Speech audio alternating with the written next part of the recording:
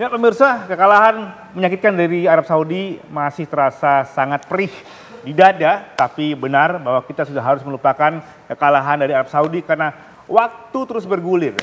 Irak sudah menunggu di depan dan kita sudah harus memastikan apa rencana kita untuk bisa mengatasi Irak. Bersama saya sudah ada PM TV One, Bang Lumara. Bang, benar tuh judulnya Bang, bahwa kita harus melupakan Arab Saudi. Ya harus. Dan mulai berpikir bagaimana Bagaimana Irak. Tapi kalau kita boleh flashback sedikit, sebenarnya dalam kacamata Abang, apa sih yang miss di laga kemarin tuh Bang? Memang apa yang terjadi sebelumnya mengejutkan seperti kita bahas sebelumnya. Bahwa pada saat baca line up, memang mengejutkan apa yang selama ini sudah bonding di belakang. J.I. Jazz, Rizky Ridho, dan Justin Hubner tiba-tiba dibongkar. Tentu pelatih Patrick Kluivert punya pertimbangan lain dan dia sebagai pelatih pasti menganalisa ini dengan baik. Ditambah lagi di tengah sebagai holding tiba-tiba juga duet Tom Haye dan Pelupesi dibongkar juga dengan memasukkan Mark Klok. Akhirnya kalau menurut kami, pandangan kami lah ya otak permainannya Tidak ada. Terutama di babak pertama ya? Di babak pertama. Jadi meskipun kita lihat, tapi kalau lihat bagaimanapun juga kita juga bermainnya juga meskipun kalah posisi kan kalahnya 10%, tapi berusaha untuk melakukan yang terbaik. Padahal kita sempat unggul terlebih dahulu dan itu saya rasa juga sebuah gebrakan yang mengejutkan tuan rumah ya? Mengejutkan tuan rumah, buat shock tuan rumah. Tapi ya 7 menit kemudian sepertinya ada yang transisi dan komunikasi di antara pemain antara belakang dan tengah tidak berjalan, akhirnya membuat satu lepas. Jadi pondasi yang kita anggap ini tidak seperti biasanya, itu sepertinya memang mengubah cara bermain juga Bang ya? Cara bermain, cara Iya, biasa kita bermain dengan 3 di belakang, 4 dan 3, atau boleh bilang 3-5-2 juga dengan variannya itu. Dan kemarin kita lebih kepada 4-3-3, tapi sedikit lebih tertekan dengan intensitas tinggi, rasanya dengan usia Maklok seusia itu rasanya berat untuk ngejar. Iya, banyak juga publik yang menilai bahwa lini tengah kita kemarin kedodoran dalam konteks bertahan maupun ketika akan memulai serangan begitu Bang. Ya memang benar bahwa siapa biasanya dari belakang bola ke Tom Haye, kemarin ke siapa? Tom Haye yang sebagai otak, sebagai pemikir biasanya mengatur ritme, tidak ada. Dari Ricky Kambuaya yang kita berharap bisa menjalankan peran itu. Mendapat tekanan juga. Mendapat tekanan yang luar biasa juga. Ke babak kedua kita bermain lebih baik, sedikit lebih baik. Lebih baik. Setelah kita memasukkan beberapa nama begitu. Sudah pergantian. Iya. Nah saya kira ke depan ini sekarang kita lihat Irak ini apakah Patrick Kluivert akan menurunkan egonya dan mengembalikan pondasi dasar daripada timnas ini dalam main 3 di belakang, J.I. Jazz, Rizky Ridho, dan Justin Hubner, dan Tom Haye, memasukkan Tom Haye dan menduetkan dengan Pelupesi lagi. Nah, itu tergantung Pak. Irak ini menarik ya, walaupun mungkin baru sekali masuk Piala Dunia, tapi di kawasan Asia itu raja salah satu yang sangat dominan begitu. Dibanding Arab Saudi, apa kekuatan terbaik? Irak bermain seperti Brazil. Postur tubuh tinggi, fisik kuat, dan body charge pasti kita sudah mengalami agak kita kalah. Tapi kalau lihat bagaimana kita juga bisa menahan tidak terlalu kalah banyak pada saat di Jakarta, 2-0 rasa dengan sekarang dengan belajar banyak, tentu dengan banyaknya pemain diaspora, saya yakin Kluivert maupun asistennya bisa meramu ini. Ini agak menarik Bang ya, karena kalau lawan Arab Saudi kita punya benchmark bahwa kita pernah menahan seri dan menang. Tapi untuk Irak kebetulan 3 kali ketemu kita kalah terus. Jadi benchmarknya agak berbeda nih. Apakah ini akan mengurangi tekanan Bang? Lebih baik begini, kan bisa main lebih lepas, toh sudah kalah. Tinggal bagaimana para tim pelatih bisa memotivasi pemain. Udah ini kapan lagi, now or never gitu. Ini menarik juga bahwa dari 3 rekor kita terhadap Irak, itu walaupun kalah tapi ada progres. Ada progres makin mengecil. Kalah 1-5, kalah 1-3, dan kalah 0-2 begitu ya. Ini menunjukkan sesungguhnya memang kita berada di jalan yang benar gitu? Harusnya demikian.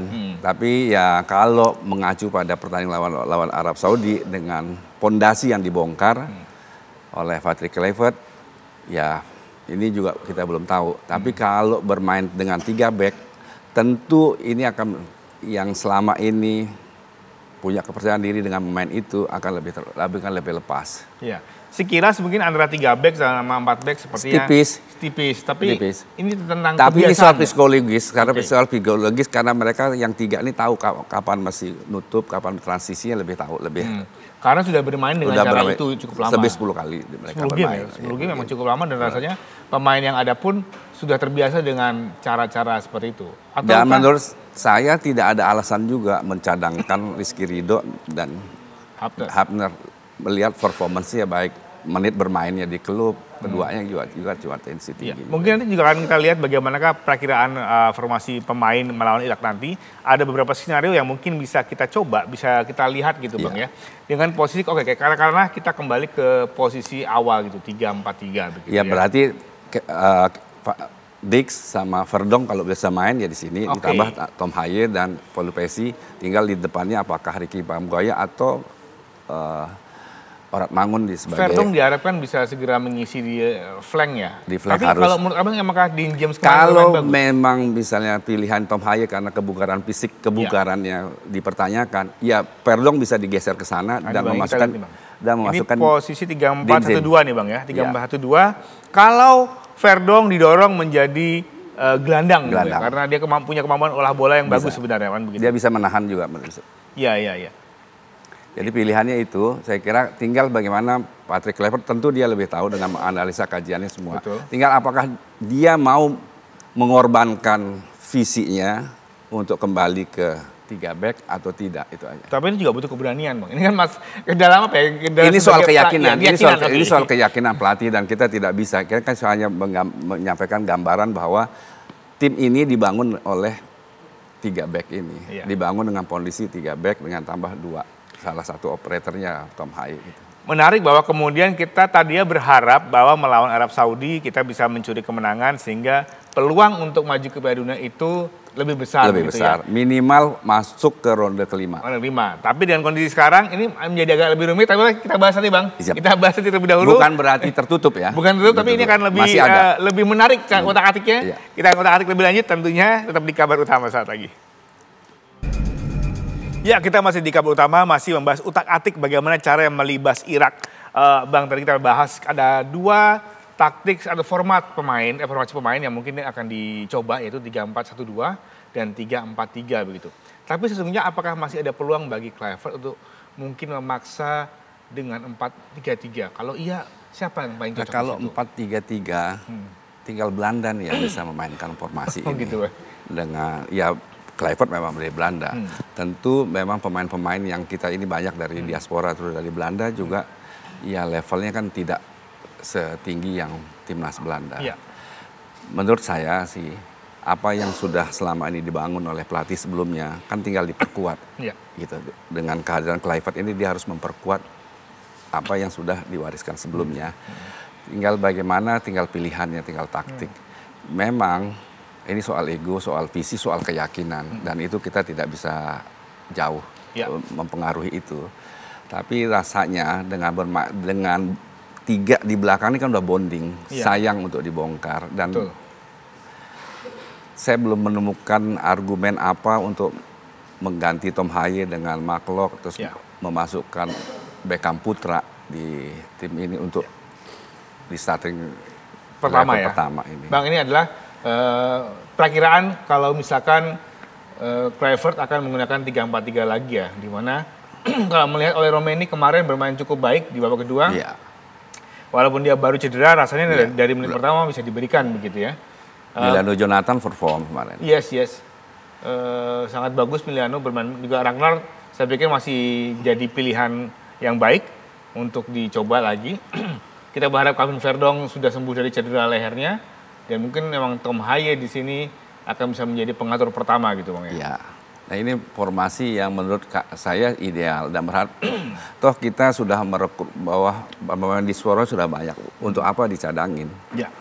Sekarang kalau Rizky Ridho memang layak gitu untuk masuk di starting eleven. Sekali lagi ini terkait bahwa ketiga back tengah kita memang sudah sangat bagus sekali. Sudah bonding, udah bonding. Dan mereka relatif kalau bermain bersama itu bagus, clean sheet, bisa 7 game. Dan apa yang disampaikan oleh Mancini, pelatih Arab Saudi sebelumnya, itu mereka bahwa ini tembok yang sulit untuk ditembus. Mereka mengakui 3, baik J, mau Rizky Ridho maupun Hapner gitu. Oke, sekarang kita mencoba untuk mengutak-atik apa yang terjadi gitu Bang ya. Andai kata kita ingin mengamankan lebih aman, tentunya kita harus menang. Menang. Berapapun skornya? Berapapun skornya, kita harus menang lawan Irak. 1-0 masih lebih baik? Lebih baik, dengan catatan Irak memukul Arab Saudi. Oke. Sehingga kita head to head-nya kan jadikan 3-3.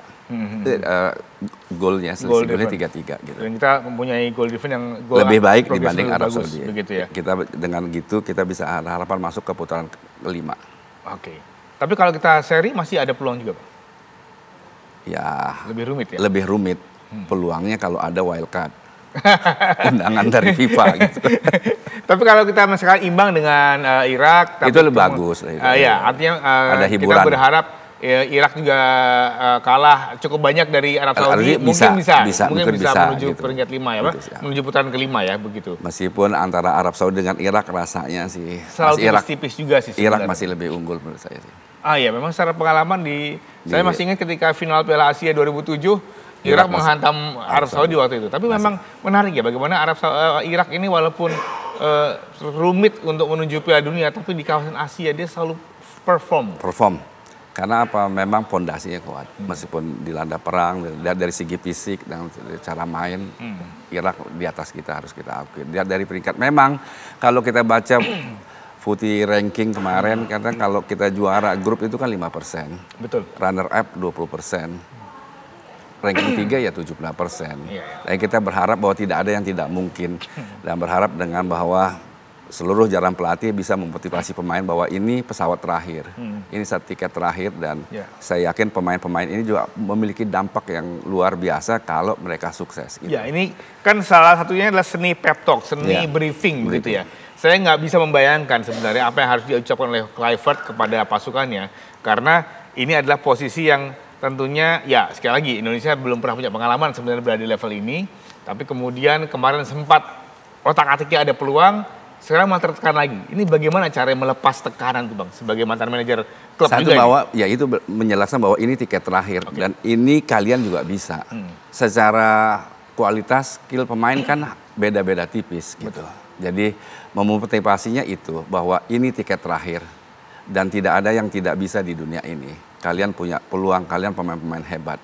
Dan terbukti kita kemarin maksudnya hampir menang gitu. Kalau kita perhatikan memang sebenarnya kan banyak pemain-pemain kita yang mungkin katakanlah 5 tahun yang lalu tidak pernah bermimpi akan bisa bermain di stage yang sebesar ini. Tapi hari ini mereka diperhitungkan. Bukan cuma sekedar bermain, tapi diperhitungkan. Bagaimana Arab Saudi pun tertekan secara psikologis kemarin gitu. Ya, tidak mudah bagi Arab Saudi untuk bisa mengalahkan kita tidak mudah. Mereka melakukan termasuk trik-trik jatuh ini macam-macam gitu. Tapi secara permainan kemarin berjalan baik. Tidak terlalu beda jauh begitu artinya Bang. Ini kan menjadi tantangan menarik karena kalau tidak salah pada saat laga terakhir kita melawan Irak, babak pertama waktu itu kita bisa nahan imbang 0-0, itu kita menguasai keadaan sebenarnya. Karena ya itu kembali lagi kepada formasi itu. Bagaimana 3 di belakang ini solid itu, ditambah dengan 2 mereka menunggu baru melakukan counter gitu. Dan kemarin memang ya kita harus fair aja bahwa bagaimana tengah tidak jalan kemarin dan di belakang pun agak sedikit komunikasinya kan. Lihat dari gol ketiganya kan bagaimana Martin Paes komplain gitu loh, pada saat dia sudah bisa blok kok masih ada yang tidak memfilter, ada yang tidak bisa menutupi itu lawan. Ini memang kemarin sebenarnya memang Arab Saudi cukup frustasi ya karena tidak banyak peluang clear yang betul-betul dari semua usaha, tidak banyak yang bisa betul-betul mengancam gawang. Begitu performanya Martin Paes luar biasa. Ada catatan nggak Bang? Karena Martin Paes itu hadir ke sini dalam kondisi baru pulih dari cedera. Luar biasa Martin Paes, luar biasa. Berapa kali kita lihat sendiri hampir gol dia masih bisa blok. Siapa lagi Bang yang kemarin saya pikir juga bermain cukup maksimal dalam konteks Pelupesi juga lumayan main bagus. Miliano juga main bagus. Hampir semua ya yang kita harus akui bahwa Maklok, Beckham Putra, Ricky sedikit agak tegang dan Yakob Sayuri karena dianggap buat salah gitu, ngerasa buat bersalah jadi sedikit canggung juga bermain, tidak lepas main kemarin.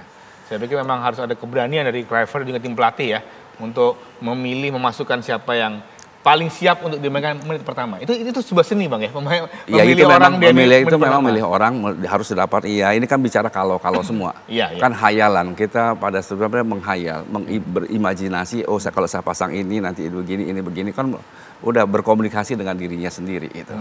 Dan apapun yang terjadi terhadap Arab Saudi itu kan tidak pantas juga kita menyerang pemain. Betul. Lewat media sosial, apalagi dengan mengata-ngatai pemain sampai bilang ada diksi bodoh dan dongo, itu menurut saya tidak pantas. Ya. Semua pemain terkenal di dunia pun pernah buat salah. Ya. Dan tidak pantas juga kita harus sekarang waktunya kita mensupport para pemain-pemain kita untuk cepat pulih. Ya. Bahwa Irak bisa kita kalahkan, bukan tidak mungkin kita kalahkan. One last try ini ya? Iya, di sini kereta terakhir nih. Kereta terakhir. Ya. Kita harus berpacu sekuat tenaga kita untuk apapun yang bisa. Ya, ini sebuah motivasi di situ bahwa mereka bisa, tinggal mengembalikan kepercayaannya. Kalau psikologisnya kembali, fisik bukan masalah. Luar biasa, pemirsa. Ini adalah cara kita untuk mendukung para pemain kita.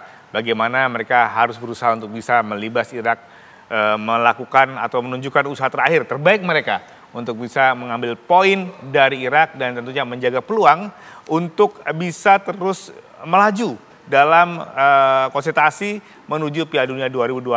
Bang Lumar, terima kasih sekali untuk waktunya pada malam hari ini. Kita doakan bersama ini ya. Amin. Kita harus Indonesia. Kenceng mainnya dan mencuri poin. Baiklah pemirsa, kabar utama akan saya kembali untuk Anda bersama Peter Zega.